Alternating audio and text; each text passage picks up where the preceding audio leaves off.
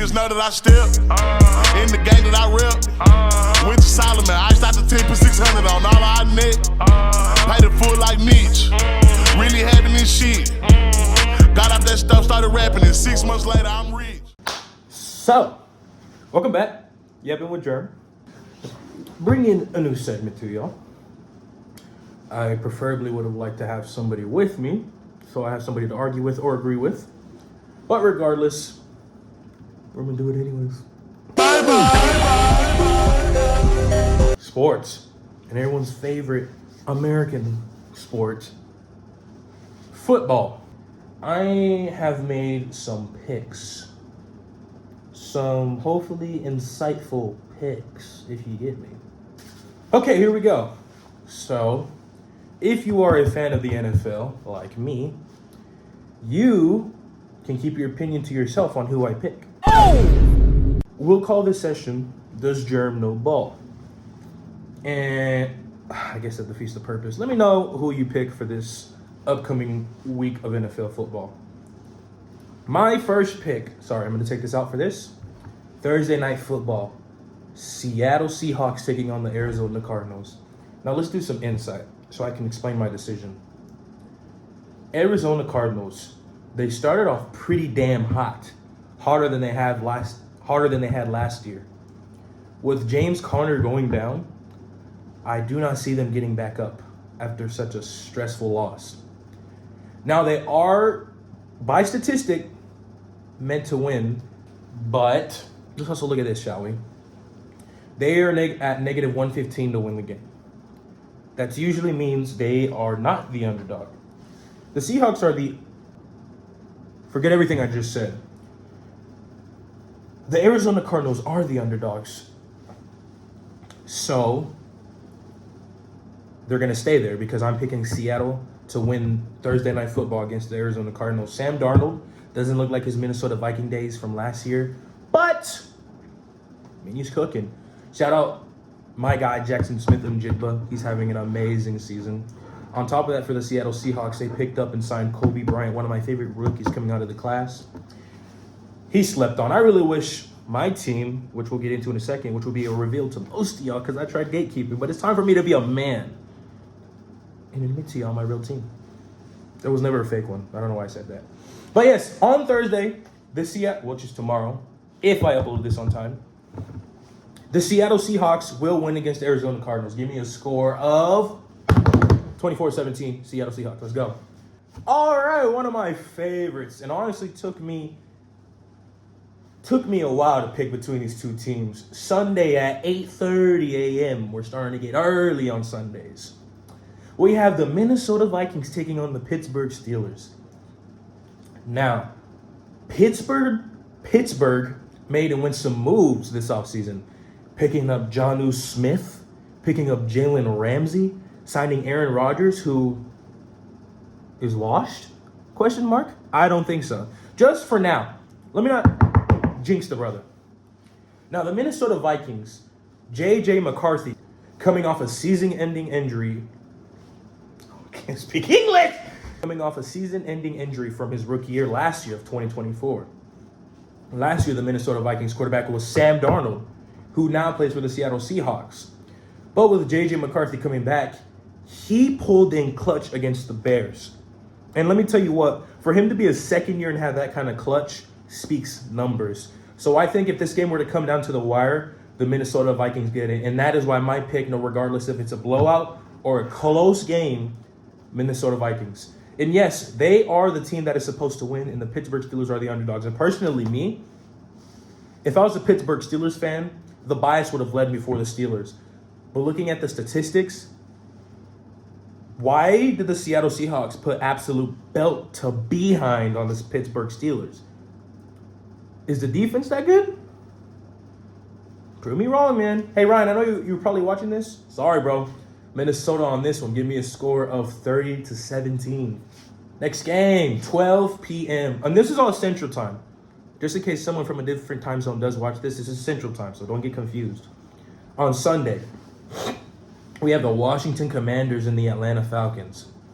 Now, if you don't live under a rock, you will know that Jaden Daniels is currently injured.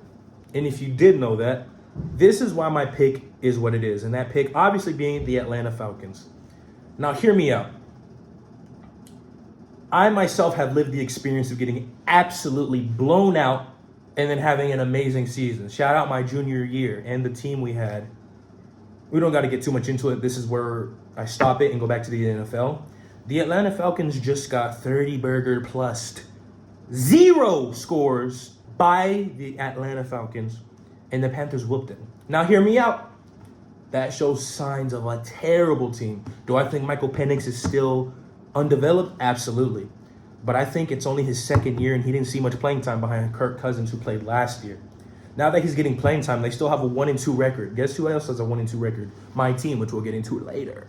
So Atlanta, even with Jaden Daniels hurt, is at a disadvantage. They have the lower number, plus 125 for the Atlanta Falcons and minus 145 for the Washington Commanders. 89% picked the Washington Commanders, even with Marcus Mariota. And yes, he had a baller game, but I just do not see the Atlanta Falcons losing to the Washington Commanders without Jaden Daniels. I just don't. You have to think, I personally traded for Bijan in my fantasy team, and he has been cooking. And remember, what I'm saying is based off insight, statistics, players, in my opinion. So you shut your mouth. Atlanta Falcons give me 33-20. Now, let's get into the next game.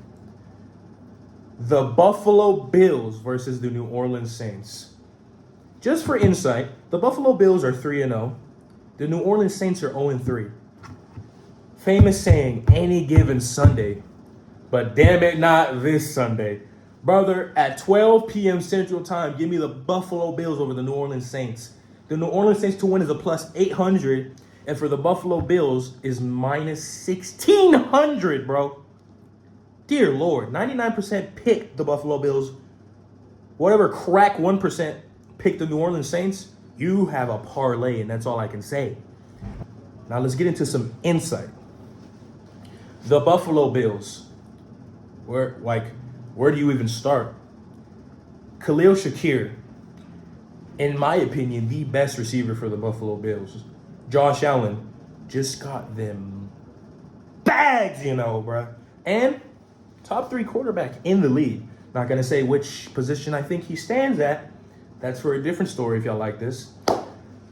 The Buffalo Bills are going to maul the Saints. Spencer Rattler, I love the way he plays. I love how his young leadership allows him to have 0 wins that he obviously, in my opinion, fought for. He had an amazing first game, but that 0-3 speaks for itself. If you have a good quarterback, but you have a bad team, what results do you expect? I'm sorry, Spencer Rattler, Chris Olave, all the dogs, even some people on the defense, y'all are not getting the win. It's going to have to take a meteor, in my opinion, for the Buffalo Bills to even lose to the New Orleans Saints. I think by third quarter, Mitchell Trubisky will probably be in for the Buffalo Bills. Give me Buffalo Bills 35-7 before halftime. Now let's get into the next game. Also at 12 p.m. Central Time on Sunday, 9/28, the Cleveland Browns take on the Detroit Lions. Now I made my pick, but after a specific game, let's just say my pick for Detroit Lions is still going to stand, but I think it'll be a dogfight. And listen. Shut the fuck up. Shut up. I believe the Cleveland Browns can give the Lions a run for their money, but it won't be enough. The Cleveland Browns don't know what it feels like to win that much. And when you don't have that taste, I don't think you have what it takes to stop such an offensive unit like the Detroit Lions. The Detroit Lions are minus 400 to win, and the Cleveland Browns are plus 300 to win. Both teams have amazing defenses, I must add. Aiden Hutchinson is on his A game this year, and I'll point that out very soon. And the Detroit Lions don't like David Montgomery, Jahmyr Gibbs, Jared Goff. Then you have Amon-Ra St. Brown, Sam Laporta, Isaac Tesla tearing it up, and then you got Jameson Williams tearing it up. Panay is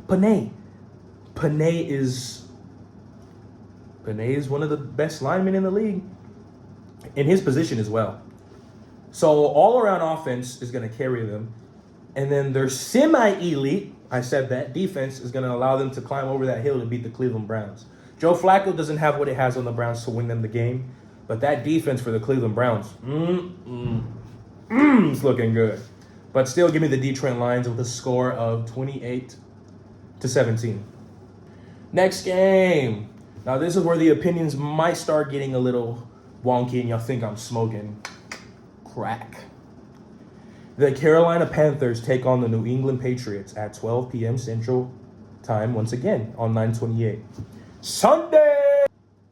Just to start things off, the Carolina Panthers are plus 200 to win and the New England Patriots are minus 240 to win. In the beginning of the season, I'm not going to exactly rephrase what I said. I said Drake May would be an amazing quarterback, that he would step up and become a breakout quarterback. Now listen, I still believe in that statement to an extent. He hasn't exactly shown what I've expected, but he's not meant to meet my expectations. It's just going to change my opinion from here in the future until I see better personally. This isn't about me versus Drake May. This is about my opinion. The Carolina Panthers, I said from the very beginning, even with their 1-2 record, they were going to be a breakout team. They just were. They were destined to be. They were picking up Teotora, or however you say his name. They were picking up, you know what? Big McMillan. Because I know y'all saw that photo. Like, come on now. McMillan with a young Bryce Young. It's a tongue twister. I believe they could be like, this is going to sound crazy. In a few years, they could be like Joe Burrow and Jamar in their prime, bro. And on top of that, Chuba Hubbard is a slept-on running back. So when you're trying to attack the pass game for the Carolina Panthers, you're not worried about Chuba Hubbard rushing for 20 unexpected yards. So give me the Carolina Panthers winning this game versus the New England Patriots. I'm in the minority picking, but I believe the Carolina Panthers have what it takes to take down the New England Patriots. Give me the Carolina Panthers score of 28-21, baby. On to the next matchup. We have one of my favorite teams that my brother called out was going to be a breakout team. We have the Los Angeles Chargers versus the New York Giants. Now, my pick was made when Russell Wilson was still playing. Am I going to go back? Probably not, which you're probably starting to assume who I picked. And yes, I did pick the Los Angeles Chargers. With Jackson Dart starting, I thought he should have started from the very beginning. But due to him now starting barely, I think they'll be on the cusp of great. Meaning they'll be very good, but not good enough to have a winning record. It makes sense in my brain. You have a young Malik Neighbors who is now going to get dimes from Jackson Dart. On top of that, Tracy? Bro's looking like he can run decent. If you're attacking two different offenses, Jackson Dart may go and throw us off. Who knows? They're in the minority with plus 230 to win 5% picked.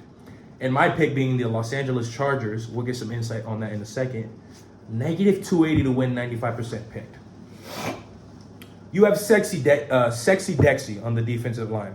You have Thibodeau. On top of that, you have Abdul Carter.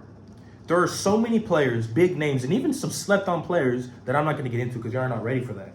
But the New York Giants defense, if they played at an elite level, they'd be above the Browns, who I think is at an elite level of defense right now. But they just don't have what it takes. I'm sorry. And it's just the same with the New York Giants. They're young. Some of them have experience. They're like on the cusp of old, but they're not. They're still young enough to have that experience and be good. Fresh offense, 2-year receiver, first-year quarterback. I see them being good, but I don't see them taking down the Los Angeles Chargers. Justin fucking Herbert. Bro, I said it. I didn't say the Chargers were going to be good, but I said Justin Herbert was going to have a breakout year. And don't even get me started on Quentin Johnson. Now, he threw me for a loop. The Chargers are looking like the divisional champions of their division. The Los Angeles Chargers are looking like a powerhouse. Now, I'm hoping, you know what, no, let me not knock on wood because they're not my team. I'm hoping they're not a bust because there's always teams that start like this and then they end up being a bust. As an NFL fan, I'm rooting for the Los Angeles Chargers. Do what you got to do. Justin Herbert is playing like a top 5 quarterback. Quentin Johnston's playing like a top 5 receiver. Lad McConkey disappointed me. Derwin James still on his game. Their defense even above average, and their offense looking elite. What else could you ask for a team? You should be a happy Chargers fan. And also, I'm taking you for the win, Chargers. Give me the Chargers. 28-10. On to the next. Next game, we have the Philadelphia Eagles versus the Tampa Bay Buccaneers. Wow. I mean, NFC showdown. I'm not smoking crack. This is just my opinion. I believe the Tampa Bay Buccaneers have what it takes to defeat the Philadelphia Eagles, giving them their first loss of the season. I'm sorry, Tyson. I love you, bro. I miss you at Hardin Simmons, but you're going to get pissed off on what I have to say. The Eagles are not good. They're not even elite. I think the NFL is just starting to start up, and the only reason they're 3-0 is because teams like the Chiefs and other teams they've played, like the Rams, are about to start getting on their A game. Because teams like the Chiefs and the Rams don't start cooking until week 7. Patrick Mahomes has proved that the last 2 years. I personally think if the Philadelphia Eagles played the Chiefs by week 7 or later, they would have got whooped. I believe that they played the Rams after week 7, they would have got whooped. That 3-0 is kind of Mickey Mouse, bro. I'm not gonna lie to you. Hate me. Hate me. You could really hate me for what I have to think about the Eagles, but we don't have to get into that. The Philadelphia Eagles are not the same Super Bowl team they were last year. The Tampa Bay Buccaneers, however, have always been a really good team. And they're playing at a caliber that's usually week 7 caliber. And they started off like that in week 1. Now, with Mike Evans currently not getting the ball, sadly, praying for bro, we still have a really good quarterback in Baker Mayfield. And then shout out Flight, we got Ooga Booga Booga, if you know who that is, Amiga Ibuka. He's wide receiver 1. Like, he's getting the ball a lot. And he's helping the offense cook for the Tampa Bay Buccaneers. They are also 3-0.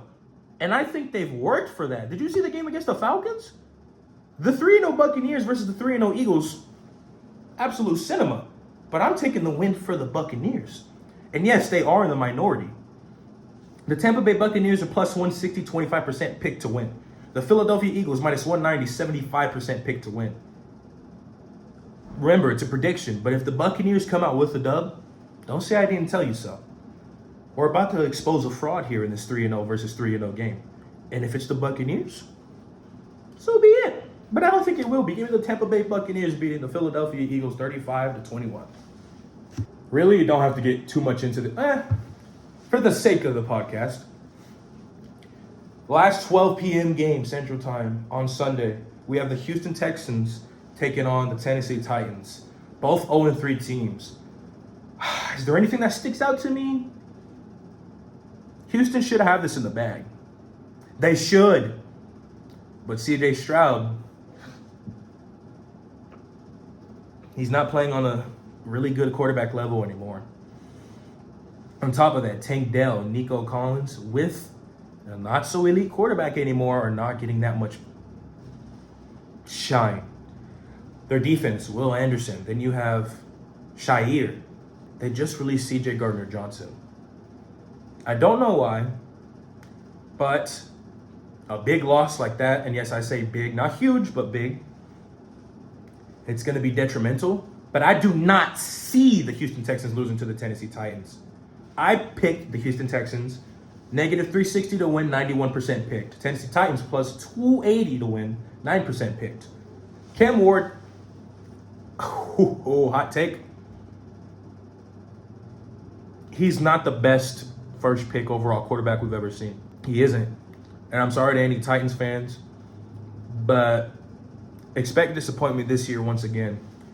I don't think Cam Ward has what it takes to have a winning record. I really don't. I think it's going to take experience and bonding with teammates, which is going to be pretty impossible when you have someone like Calvin Ridley. You can't bond with someone who's this close to retirement. Now, don't get me wrong. The Tennessee Titans have some pieces. L'Jarius.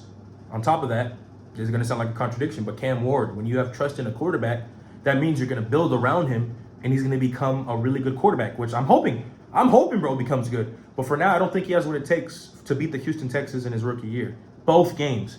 But for the first one, give me the Houston Texans 21-16. 3:05 p.m. Central Time on Sunday, 9/28. The Indianapolis Colts take on the Los Angeles Rams. Now,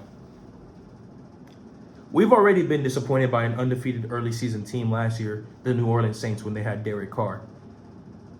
They whooped on the Cowboys.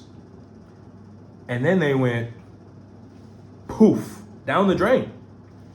The Los Angeles Rams have always been a team to me that can make any elite team lose on any given Sunday. They're good. Hot take, Matt Stafford over Jared Goff any day. And the only reason I say those two specific quarterbacks is because of the trade. Everybody calls me crazy. Everybody says I don't know ball. But real ball knowers know Matthew Stafford over Jared Goff any day. Jared Goff has weapons. And yes, you're going to be like, doesn't that make him amazing? Yeah, to an extent. Matthew Stafford has had Cooper Kupp go along with him the whole time. I'm not even going to get into this with y'all. Just know that Matthew Stafford over Jared Goff any day. Now, on to my pick. The Los Angeles Rams are negative 195, 78% picked to win. The Indianapolis Colts are plus 165, 22% picked to win. Now, in my opinion, that is surprising because the Indianapolis Colts seem legit with Daniel Jones this year, and Jonathan Taylor's playing like a top 3 running back. But I don't think the Los Angeles Rams lose this one. Puka Nacua is a team player. He literally gave up 17 for some money for Devontae Adams to play. And Devontae Adams is a key asset for that Rams team already. And then you have a young Puka Nacua who is amazing. Amazing. I see the Rams winning this one. I mean, come on, Jared Verse on that defense as well. You have so many pieces on defense that just allow the offense to work. But also have a break. I don't see them stepping the foot off the Colts' neck this time. I see the 2-1 Los Angeles Rams giving the undefeated Indianapolis Colts their first loss of the season. 33-21.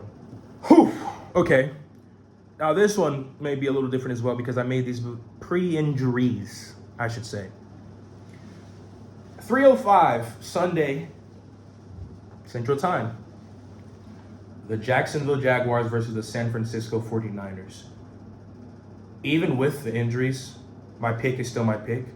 San Francisco 49ers take the dub over the Jacksonville Jaguars, who are plus 150, 13% pick to win, versus the negative 175, 87% pick to win San Francisco 49ers. The 49ers have always been a decent team with decent players. They got CMC. They still have Purdy. Ricky Pearsall, who in my opinion, in the next couple years will be one of the best wide receiver ones. Brandon Ayuk, he's not going to be a wide receiver over Ricky Pearsall for too long. I don't even know if he is now. Like I said, this isn't my football team. But I know that Ricky Pearsall is a really good player. I even saw his Florida highlights. Don't get me started. With this, though, we have to take into consideration some injuries for the 49ers. And I believe Ricky Pearsall is one of them. The San Francisco 49ers seem to always suffer injuries. They're one of those teams that if everyone was healthy, they would be a problem. With some key injuries, I still see them winning over the Jacksonville Jaguars. Trevor Lawrence hasn't played at an elite level since his first 2 years. On top of that, I do got to take into consideration Brian Thomas Jr. and Travis Hunter, let's not get into that. That's another day. I think the talent is still too young and far naive to even compete with the 49ers. Give me the 49ers 28-17. Let's go, baby. Let's get into the next game. First, Flock Nation, fuck nigga! Excuse my outburst. Upcoming game of the year candidates. As if the Lions and the Bills weren't enough. We have the Baltimore Ravens 1-2 traveling to GEHA Field to face the Kansas City Chiefs. So who did I pick? If it wasn't obvious enough.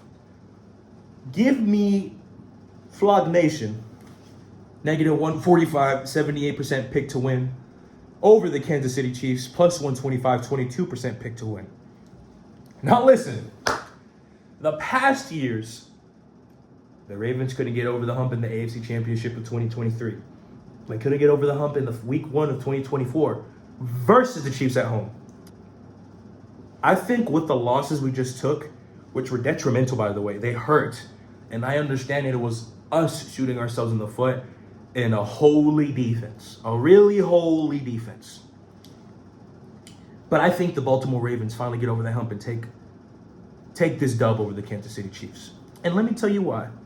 And also, let me tell you some disadvantages we'll have. And let me get insightful to explain. Of course, I'm biased as well. The Kansas City Chiefs. There's not much to say. They've been at an elite level since Patrick Mahomes has been named quarterback 1. Travis Kelce, elite level. Not much no more. Ooh, you hate to hear that. The wide receiver core for the Chiefs, if it was completely healthy, would be unstoppable. You would have a wide receiver in Xavier Worthy, Rashee Rice, Marquise Brown, Juju Smith-Schuster. Who else? And on top of that, with those healthy receivers, if they all existed in this year, you'd have to worry about Travis Kelce as well underneath all the time. Because that's where Patrick Mahomes likes to throw those dimes. Sorry. And they're actually playing good right now. But just like us, they have a 1-2 record, which is detrimental to our reputation. But I believe even Patrick Mahomes right now isn't playing at his level that he's supposed to yet. And with Lamar playing at the level he is, you shut the fuck up, because you know, even as the fan you are, Lamar Jackson is going to get his 3rd fucking MVP. Fuck, nigga! Moral of the story. Ravens are going to win. But let's get into the Raven insight so you don't think I'm just a little bitch with bias. As I just said, Lamar Jackson is playing at MVP caliber once again. May he stay safe. May everybody in the NFL stay safe. But let's get into it. Let's talk about one mistake so far, though. Derrick Henry, and I know it's only been 3 weeks, but his stats are averaging 1 fumble a game.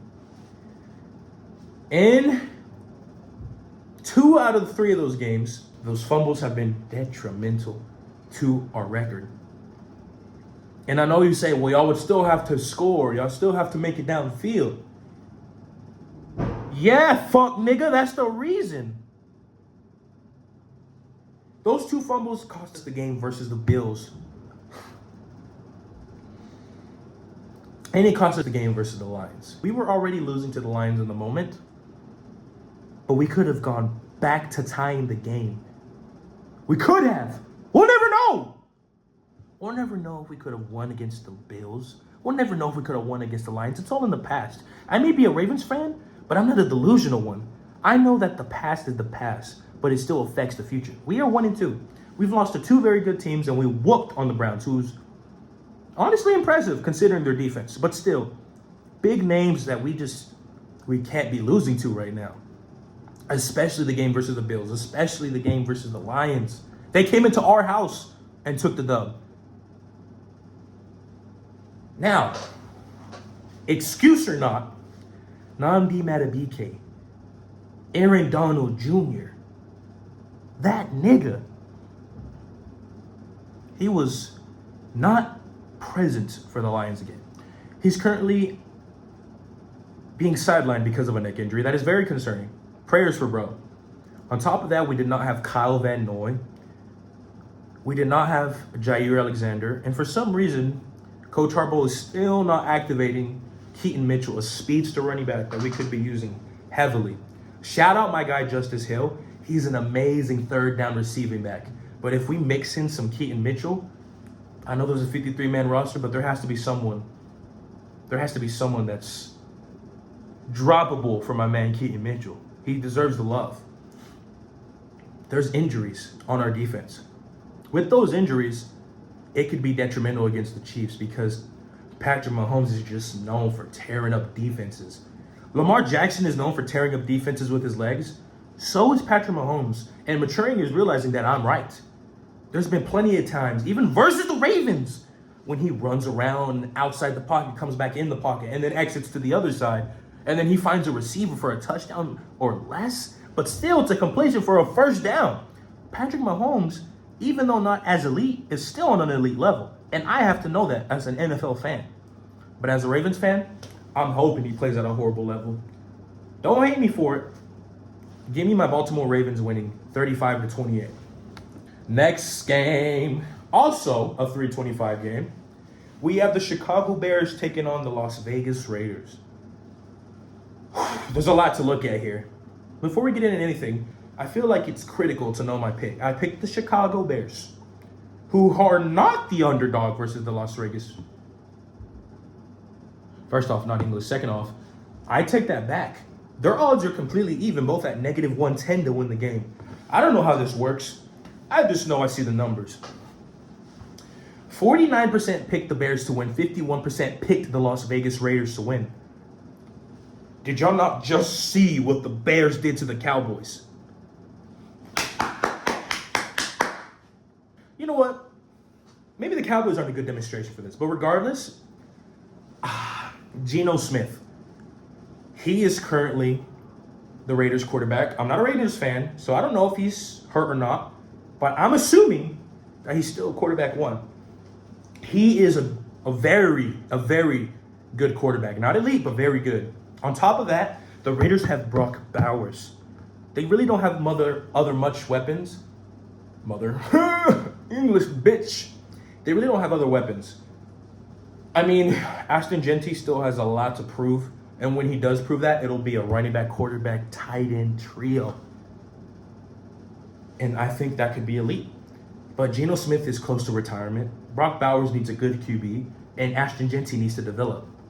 With this development process, I don't see them winning against the Bears. And you may be wondering, Jerm, you idiot, aren't the Bears young as well? Yes, they are. But they've been together for a year now, and they have that development. DJ Moore, Romo Dunze, Cole Kmet, Caleb Williams, DeAndre Swift. Any more need to be named? They're young, and they're talented. Give me the Bears all day. 27-19. Sunday night football will be absolute cinema. At 7:20 p.m. Central Time on Sunday, we have the Green Bay Packers taking on the Dallas Cowboys for what might actually be Game of the Year candidate. And let me tell you why. Oh, you see this guy right here? He's why. When you trade your best defensive player to the team that knocks you out the playoffs, a lot of the times you don't even make it to the divisional round. What do you even... As a Cowboys fan, I know you're salty. And me, not a Cowboys fan, I still taste the salt with you. The Green Bay Packers will be taking on the Dallas Cowboys. Micah Parsons said there is no hard feelings, that he's just playing football. Respect. And honestly, I personally don't think the Dallas Cowboys have any revenge to be paid because they didn't get to choose. Jerry Jones did. Jerry Jones, dumbass, did. But I still think this will be absolute cinema. Green Bay Packers, fraud 2-0 team. They're good, but they got frauded out. -389% pick to win. Dallas Cowboys plus 250, 11% pick to win. 2-1 versus 1-2. Now, don't get me started. The Cowboys, I don't know how to feel about them. You're going to hate to hear this. Dak Prescott is actually a really good quarterback. He is. Don't be a dumb bitch. You know I'm telling the truth. Jordan Love, really good quarterback. Really good. Really good. And then you have the weapons that the Cowboys, actually, the good things that Jerry Jones did. He went and got George Pickens. He picked up Javonte Williams. He picked up Miles Sanders. And then you have Cavante, elusive and shifty. Jalen, elusive and shifty. CD, enough said. We don't got to talk about those 3 passes in week 1, 2, because I'm not counting the last one. But the Cowboys have weapons on offense. Defense, great but not elite. Their offense is built for success, though. But not for the Green Bay Packers. Give me Green Bay Packers, and let me tell you why. Micah Parsons, I see him getting 2 sacks versus the Cowboys and just skating after Dak Prescott. Holding him down, making him scramble out the pocket, giving his teammates chances to get the sack, but he's still going to get 2 versus the Cowboys. And what's that 2 sacks going to do? Oh, I don't know. It's going to allow Jordan Love to cook, throw for 230-plus yards and 2 touchdowns to his Packers offense. and give them the win over the Cowboys. Give me Green Bay. 28-17. Now, for the first time this year in week 4, we have our first doubleheader Monday Night Football games. We have 6:15 Jets versus Dolphins. We have 7:15 Bengals versus Broncos. I'm going to want to watch both at the same time, and I probably will. But let's get into the first game, 6:15 Central Time, p.m. on 9/29 Monday. The New York Jets take on the Miami Dolphins. Now, this is a shit bowl. I'm not going to lie to you. But is it really? No. Because the New York Jets are good. They've just played at Bengal level, 2024 level. The Bengals were elite last year with Joe Burrow and the 2 wide receivers they had. On top of that, Mike Gesicki was playing his ass off. Chase Brown, his ass off. The defense could use some work. But regardless, the Jets, I've said this from the very beginning, with Justin Fields, who hasn't got that much playing time in a long time, because the Pittsburgh Steelers decided to not start him over Russell Wilson, which would piss me off as a Steelers fan. He's showing why he's a good quarterback 1. He's playing well for the Jets, even though they are 0-3, count it 0-3.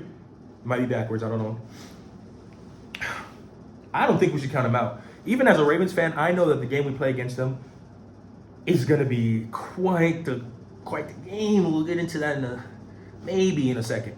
But the New York Jets, what needs to be said? Breece Hall, good running back. Good QB1 in Justin Fields. And then you have Garrett Wilson. And then there are some other bingo ball wide receivers. That's just the offense. The defense. We have Quentin, Sauce. We have so many key components that are young on both sides of the ball. I personally see them taking it to the Dolphins and winning this game. The Jets, plus 125, 30% pick to win. Dolphins, negative 145, 70% pick to win. Now, I may be on crack, but have we been watching the same NFL football? I don't think the Dolphins have what it takes to win against the Jets. It's 0-3 versus 0-3. And though it may seem like a shit